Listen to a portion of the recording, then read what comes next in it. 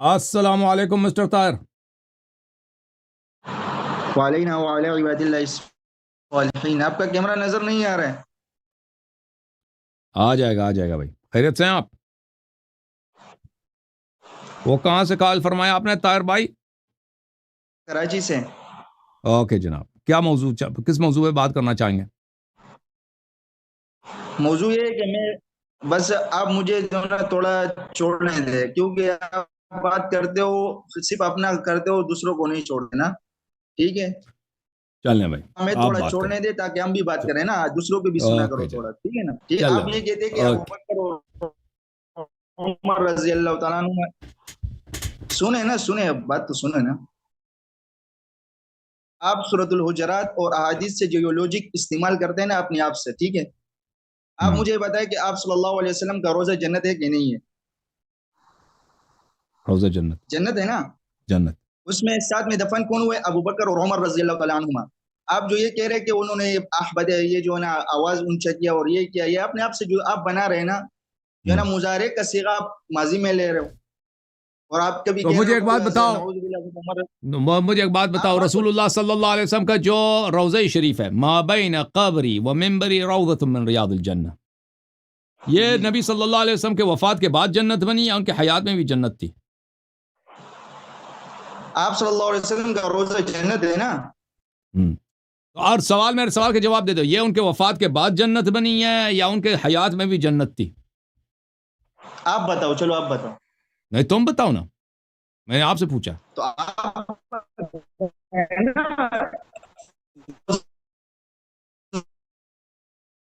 کہتا ہے مجھے بات کرنے دو، جب اس سے سوال کرتے ہیں سوال کا جواب نہیں دیتا کیونکہ یہ پنس گیا.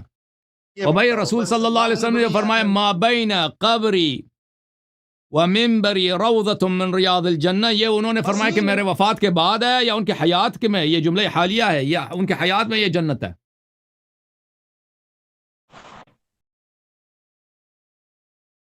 سوال کا جواب نہیں دے گا یار.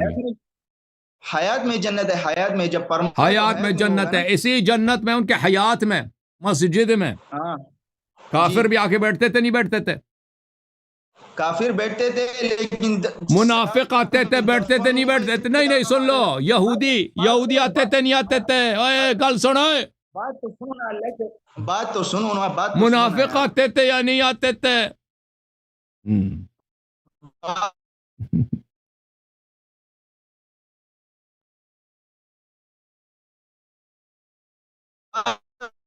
تو سنو نا یار. آپ دیکھو، مجھے آپ بات چھوڑنے دے، پھر میں آپ کو کہوں گا نا. دیکھو آپ جواب دے دو نا بھائی، جواب آپ کو، سوال آپ کو سمجھ آئی ہے، جواب دینا بھائی. منافق آتے تھے یعنی وہ چھوڑ دو، بعد میں آپ کو کیا کہہ رہا ہوں. مجھے آپ یہ بتائیں کہ اللہ پاک کو اتنا حیا نہیں ہے کہ اپنے نبی کے ساتھ منافق کو جو ہے لٹا دیا، نعوذ باللہ.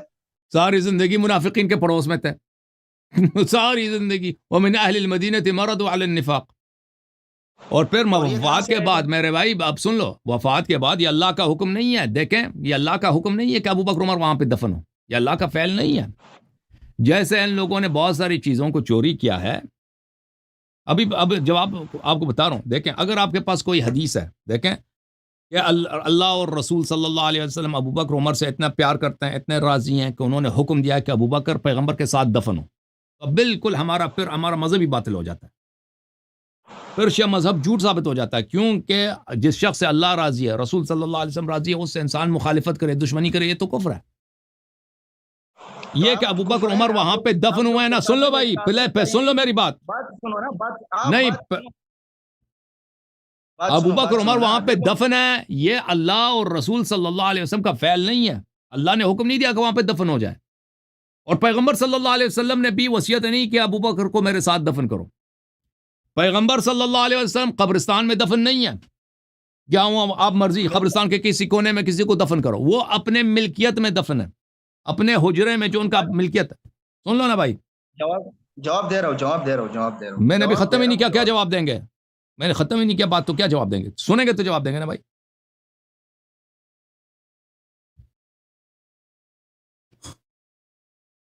پٹھان سن لو بھائی، پٹھان صاحب سن لو، بات سمجھ لو، پھر رد کرو نا. رسول صلی اللہ علیہ وسلم قبرستان میں دفن ہے بھائی. قبرستان جو ہے نا سب کا مشترکہ گھر ہے بھائی، وقف ہے، جو بھی ادھر مسلمان ہے دفن کر دو بھائی. قبرستان میں دفن, وہ اپنے گھر میں دفن ہے.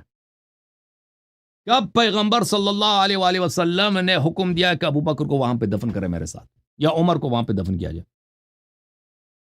یہ کوئی حکم ان کا آواز بلند کرو, یہ کیا کہہ رہا ہے یہ پٹھانی؟ او پٹھانے کا آواز بلند کرو بھائی, میوٹ کھول دو ان کا, میوٹ اپنا کھول دو بھائی, تم نے اپنے آپ کو میوٹ کیا. بات کریں, آواز آ رہی ہے میرے کو؟ آ رہی ہے, بات کرو. آپ صلی اللہ علیہ وسلم نے فرمایا, حدیث شریف کا مفہوم ہے کہ کل قیامت میں دن جب میں اٹھوں گا تو ایک طرف ابو بکر ہوگا, ایک طرف عمر ہوگا. اور آپ صلی اللہ علیہ وسلم کا حدیث شریف کا مفہوم او بھائی گھر میں انہوں نے دفن ہوئے نا, کب انہوں نے کہا ابو بکر عمر کو میرے ساتھ دفن کرو؟ یہ مجھے حدیث دکھاؤ. اچھا, یہ اجرا کس کا تھا؟ عائشہ رضی اللہ تعالیٰ عنہ کا نہیں تھا؟ نہیں, پیغمبر کا اپنا گھر ہے. اچھا, پیغمبر کا عائشہ رضی اللہ تعالیٰ عنہ کا نہیں نہیں تھا. جو ازواج کے جو حجرات ہیں وہ ازواج کی ملکیت نہیں ہے بھائی, وہ رسول صلی اللہ علیہ وسلم کی ملکیت ہیں. پیغمبر نے جتنی شادیاں کی ہیں, بالکل شادیاں کی ہیں, دیکھیں اس کو اپنے گھر لائے ہیں. گھر پیغمبر کا تھا صلی اللہ علیہ وسلم. اچھا عائشہ نے کب اس کا وہاں پہ گھر خریدی ہے مدینے میں؟ کسی کتاب میں دکھائے نا. آپ کی بیوی, جب آپ کی بیوی ہونا, آپ مر جاؤ, ٹھیک ہے, تو آپ کا بیوی وہ اگر آپ کا اس کا ہوگا کہ نہیں ہوگا نا, نہیں ہوگا. بس سن لو, ازواج کے لیے تو دیکھیں, نہیں رہے گی, آپ یہ بتاؤ. اب سن لو بھائی, سن لو, پھر سن لیں پلیز, یہ دوسرا سوال ہے. دوسرا سوال کہ رہے گی کہ نہیں رہے گی. ٹھیک, میں سمجھ گیا, پھر سن لو, میں سمجھ گیا, سن لو, ابھی مجھے بات کرنے دو. دیکھیں, نبی صلی اللہ علیہ وآلہ وسلم پہلی بات ہے کہاں پہ مدفون ہے؟ قبرستان میں مدفون نہیں, اپنے گھر میں مدفون ہے. یہ عائشہ کا گھر نہیں تھا. سن لو پلیز, سن لو میری بات.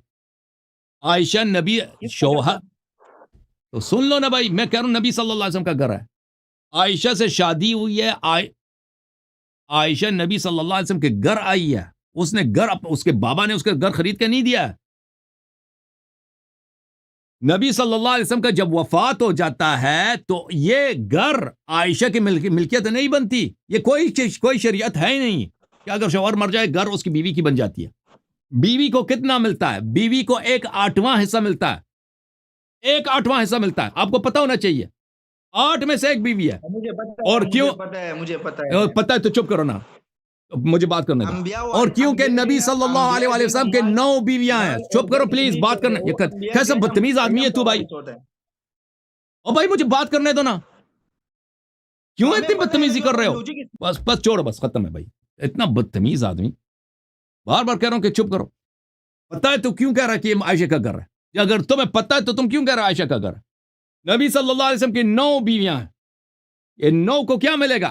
1/8 حصہ 9 میں تقسیم ہوگا. جو تو کہہ رہا ہے نا عائشہ کا گھر ہے, کس دلیل سے کہہ رہا ہے عائشہ کا گھر ہے؟ بھائی اگر کوئی عورت کہیں جا کے شادی کر لیتی ہے, اس کو شوہر اپنے گھر لے کے آتا ہے, شوہر وہ اس کا گھر نہیں بن جاتا بھائی. یہ شوہر کی ملکیت ہے.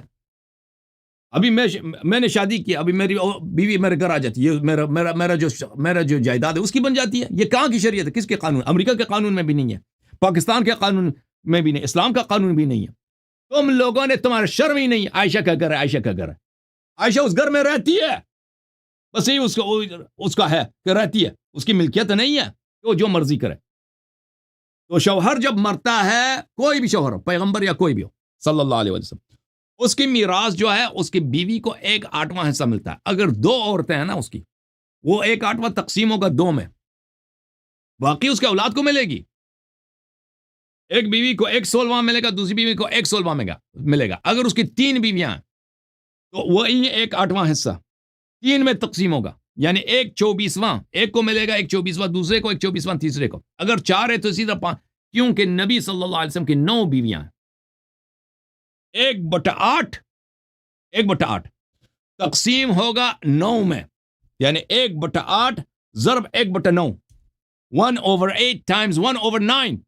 یہ کتنا بنتا ہے بھائی؟ یہ بنتا ہے 1/72. 1/72 بنتا ہے, 1/72 بنتا ہے. یعنی عائشہ کا حق کتنا بن گیا اس میں سے؟ عائشہ کا حق بن گیا بھائی. ان کو ذرا میتھ سمجھا دیں, ٹھیک ہے نا.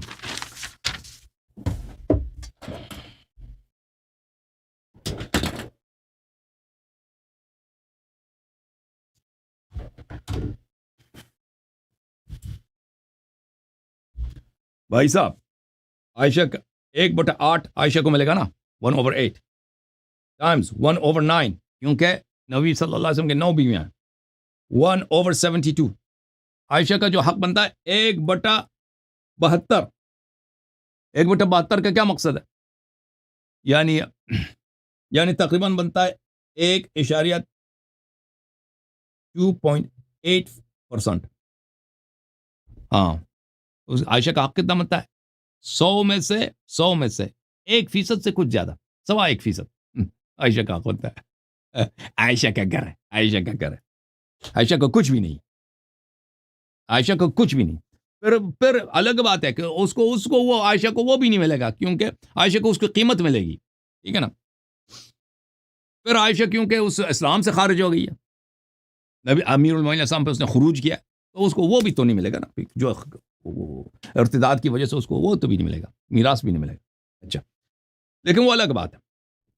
تو نبی صلی اللہ علیہ وسلم اپنے گھر میں مدفون ہے تو کب انہوں نے کہا تھا ابو بکر میرے ساتھ دفن ہو وہ حدیث میں دکھاؤ یا عمر کو میرے ساتھ دفن کرو. ناجائز قبضہ ہے کہ نہیں ہے.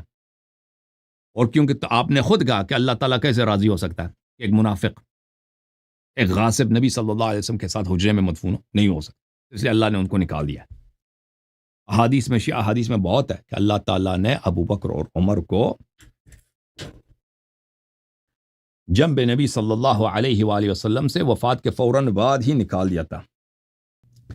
یہ حدیث ہے الصراط المستقیم الی مستحقی التقدیم تألیف ابی محمد علی بن یونس العاملی النباطی البیاضی متوفى سنة 877 طبع المکتبۃ المرتضویہ فی النجف الاشرف.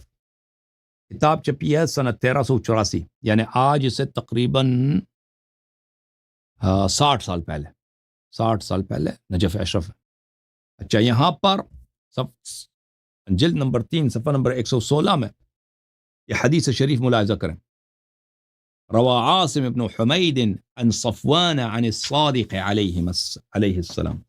حضرت امام جعفر صادق علیہ السلام سے یہ حدیث ہے انہما لم یبیتا معه الا لیلہ. یہ دونوں رسول پاک صلی اللہ علیہ وسلم کے صرف ایک رات رہے ہیں. ایک رات ابو بکر ایک رات عمر. وفات کے اگلے دن ہی ثم نقل الى واد فی جہنم یقال له واد الدود. اگلے ہی دن ان کو جہنم کے ایک وادی میں منتقل کیا گیا. اس جہنم کے اس وادی کا نام ہے واد الدود. اوکے بھائی جوم جاؤ پرواز کرو کیوں فخر سے سر اٹھا کیونکہ اللہ تعالیٰ نے تمہیں انتخاب کیا. صراط حق پر صرف تم ہو. صراط ایمان پر صرف کیا کیونکہ اللہ تعالیٰ نے تمہیں انتخاب کیا. صراط حق پر صرف تم ہو. صراط ایمان پر صرف